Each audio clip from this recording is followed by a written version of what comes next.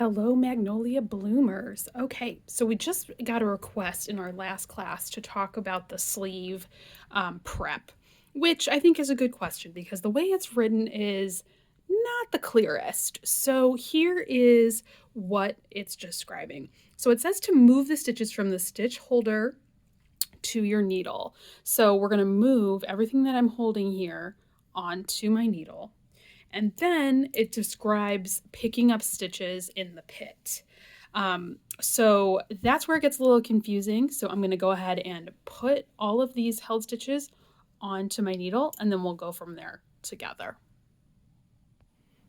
Okay, so everything is on the needle.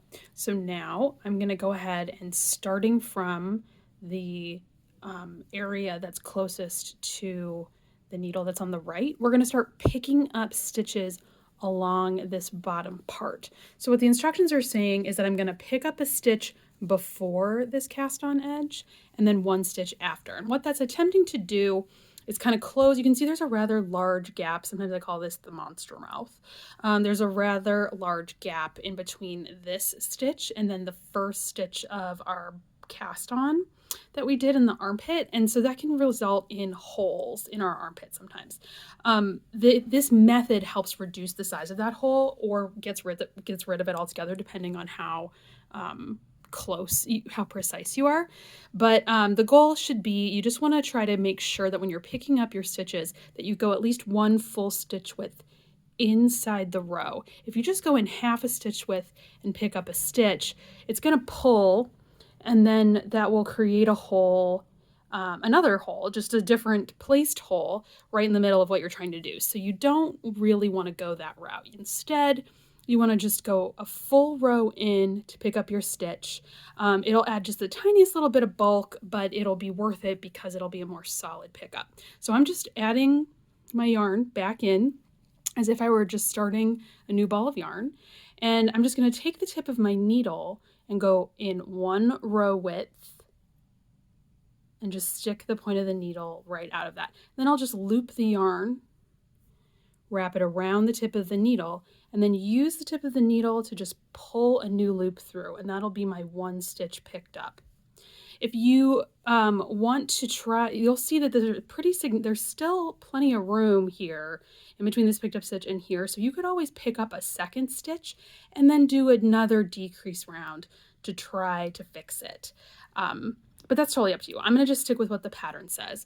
And what it says next is I've picked up one stitch before the cast on stitches, meaning here. And then I'm going to pick up one stitch for each cast on stitch. So in my case, that's 10 stitches. So I'll just start right down here, put the tip through and pull through.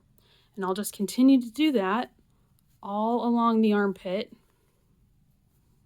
And I'm using my left hand to just kind of manipulate the fabric to make it a little bit easier to pull these loops through. And then these loops are just going to rest on my needle. So this is called a pick up and knit.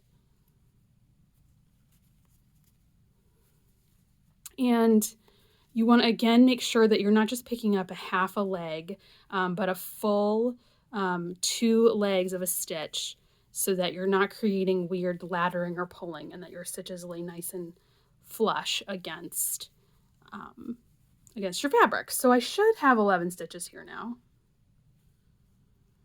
I have 10, so I'll do my 10th in the pickup stitch. Great. And now the instructions are going to tell me to do the same thing where I'm going to pick up a stitch in between the last stitch I cast on and then the first held stitch. So I'll do that here. Again, I'll go in about one row width, pick up the stitch. Great.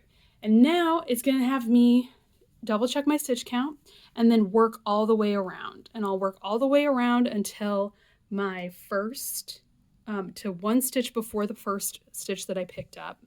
So here, and then I will knit those together to reduce the possibility of a hole. So so I'll work my way around. We'll do that knit together, the slip knit together, and then we'll place a beginning of round marker in our armpit to make sure that everything, that's our new beginning of round, and then you just knit the sleeve from there. So I'll be right back with the slip knit. Okay, so I have knit my way around those picked up stitches, and like the pattern has told me, at the top of page 5 in the second column, I've knit to one stitch before the first pickup stitch. So I can identify that first pickup stitch because it's attached to my tail. So that's my first pickup stitch. I'm one stitch before that. So in order to close that gap like we talked about, I'm going to do a slip, slip, knit.